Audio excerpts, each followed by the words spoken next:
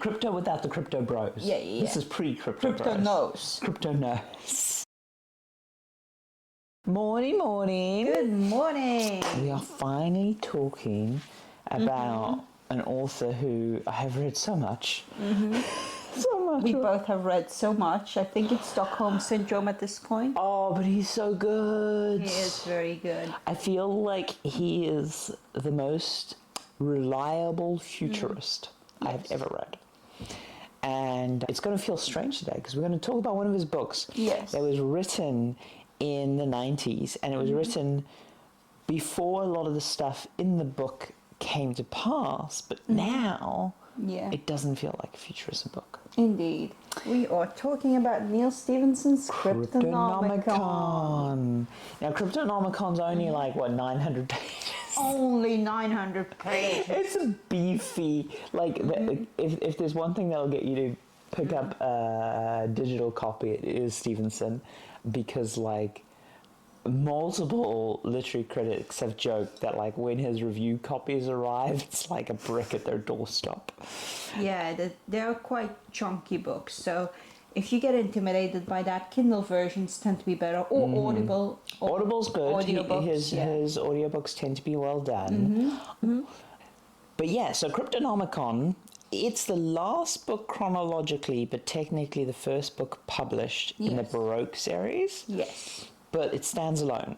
And I say that as someone who's not read the Baroque trilogy yet. My wife has. I have not undertook that mission. It only took a year. Yeah, the Baroque cycle is a whole nother thing. Yes. Cryptonomicon stands on its own. The Baroque cycle is basically Stephenson exploring ideas using alternate history, so they're basically a fictionalized version of history. He does it a lot. He does that a lot, where he tweaks little things to make the narrative work. So in Cryptonomicon, there is a little bit of that, because Cryptonomicon is two threads of story. One is set through World War II, through the eyes of a mathematician named Waterhouse, or information theory mathematician named Waterhouse, and the other is his grandson, set in the 90s, but the early computer boom, the internet, the birth of the internet.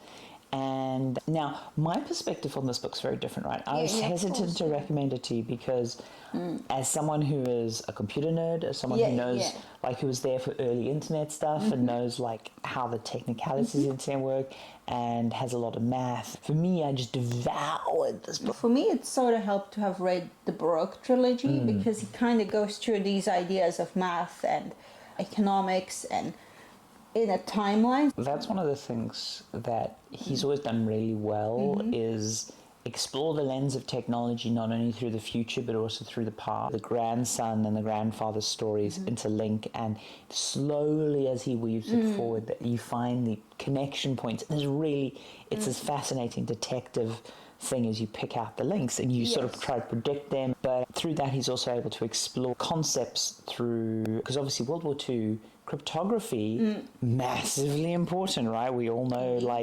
Bletchley Park and Alan Turing. There's a very funny joke about his name in there. The thing is, okay, also I should say, if you're into math at all, he's a Leibniz fan. He's very Leibniz oriented. I mean, we can see that even throughout the Baroque trilogy, and it's so funny. He's a Leibniz fan boy, fully. A stan. He stands Leibniz. It's basically mathematicians invent math at similar, in similar ways, but in different ways. And it's kind of like Leibniz fans for the longest time have had a chip on their shoulder because a lot of calculus got credited to Europeans, or rather to British mathematicians. But then we started to use Leibniz notation, and it's the most nerdy of nerd shit. But the thing that's adorable in this, and I don't think it's a spoiler because it's the first few chapters, there's this adorable gay relationship that happens between, and obviously it's imagined in fiction. One would think, between Alan Turing and Rudi von Heckelheber, who are both Rudi von Heckelheber is a real person, I believe. I'm not sure. I haven't looked that up. Definitely a lot of German mathematicians at Stanford and stuff before the war broke out. Anyway, this lovely gay romance over enemy lines through mathematics and computers, like early computers, because Alan Turing basically invented the Turing machine. He tracks that historical thread of mechanical. Because even in one of the last books of the Baroque trilogy, the punch cards are being used in an early computer program. So you kind of, that's what I mean with like having read that, you get a bit of a better idea, better basis for the next few books. Because that's what he does well in Cryptonomicon, right? Is he takes concepts and he introduces them in the future or in the past, and then you can compare them and contrast them. And I think that's what makes him such a good futurist. Is he looks to the past as much as he looks to the future, and understands like how the trends extrapolate better because of that. Because I think so many futurists, they look at the present and they look at where it could go, and they forget like the cyclical nature of history and how tech slows down and speeds up. And so he writes about a lot. The key things he predicts in this book, he talks a lot about international banking, digital banking, and he basically predicts cryptocurrency. And I mean, this is before Satoshi Nakamoto wrote about his whole like crypto thing that led to Bitcoin and all this stuff. So, some really interesting books. Very libertarian slant. Yes, very much so. But it's also just really interesting to see how looking at the past will lead to better futurism. But it kind of does. What's your favorite bit that connected the past and the future in the book? Ooh, there's definitely, I got chills when they actually met. Goto Dengo was one of my favorite characters as well. Goto is a great character. He does a good job of both showing the brutal hatred in the war times, but then also humanizing both sides of the war.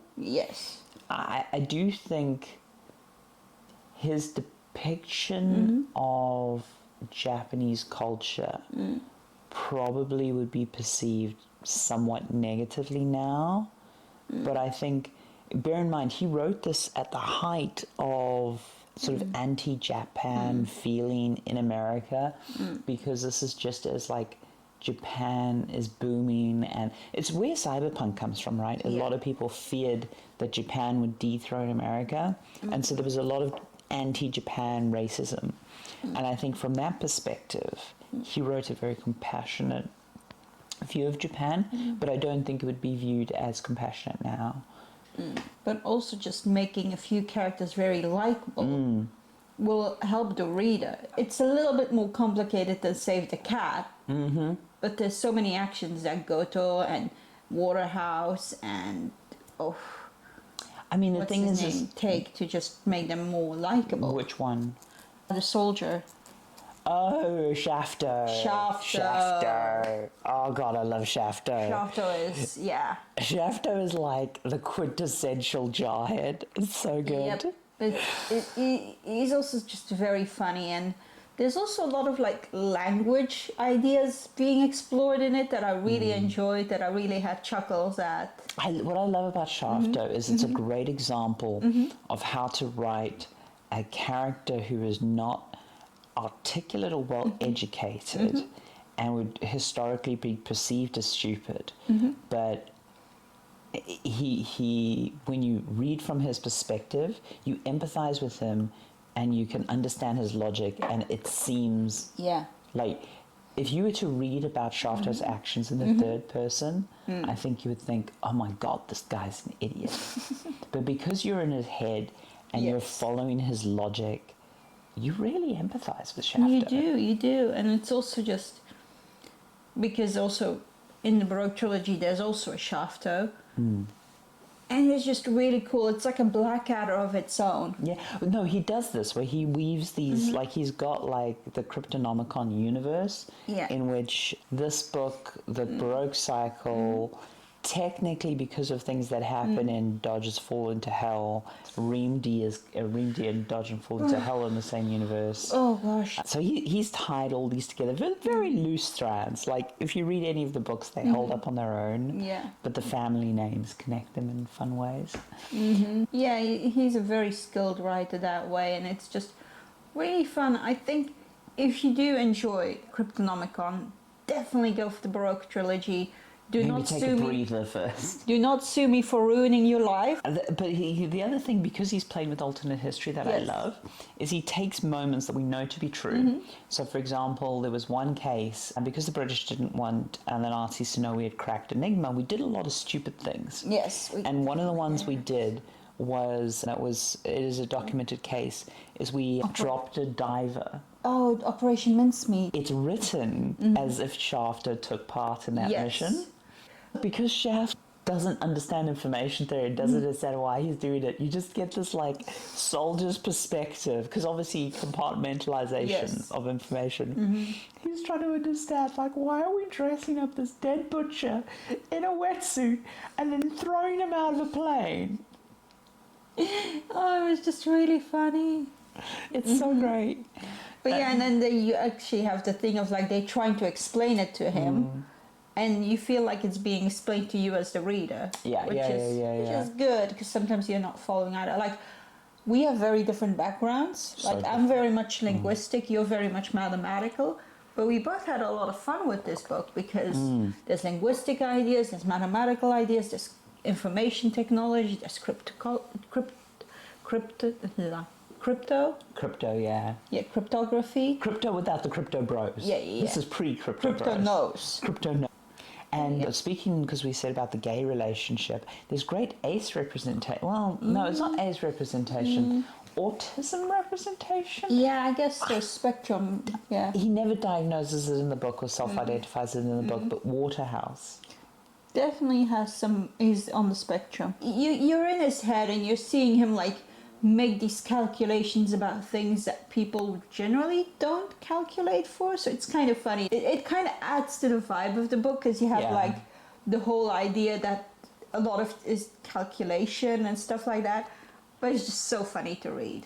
Yeah. But yeah, and it's just really fun to see how also these people from this line evolve. For example, Waterhouse seems to always be into mathematics and information technology. Amy Shafter. Yep. And then you have the Shafters, who kind of evolve from soldiers into adventurers. It's a narrative trope, right? It allows you, like, when you see the name Shafter, you know the character. Obviously, in real life, you know, you're not necessarily the same person as your grandparents. You're going to pick up a lot of family influence.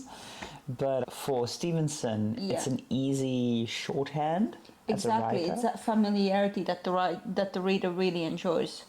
And also our favorite little shit, Enoch Root. We can't say anything about Enoch Root. We can't say anything about Enoch Root. Enoch Root, you have to You have to untangle the read mystery. Root. Anyway, I think And that's us. like Stephenson, I think this ran long.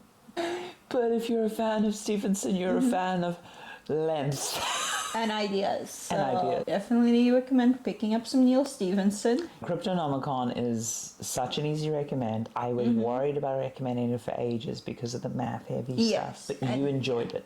Yeah, but also, back when I first heard it mentioned, my English wasn't as good as it is now. There's a difference between 10 years between the first recommend and me actually reading it. Okay. But it's Yeah. a solid book. It is definitely a very good book. I think personally, if you come from a maths and IT background, it's an even easier recommend, but I don't think you need that background. Indeed, everything is well explained. And you can kind of skip over it at the worst case. There's a few ideas where I was like, okay, I'm just going to read this through. I don't quite get it, but I'm just going to read. And from the relationship side, there are multiple queer relationships threaded through history, Yes. which is fun. Yes. It's so And, sweet. All parts of the world and two parts of history. Yep. Yeah. Okay. With Yeah. that, we're leaving you to your tiki-taka fate. Have a nice NaNoWriMo. Oh, yes.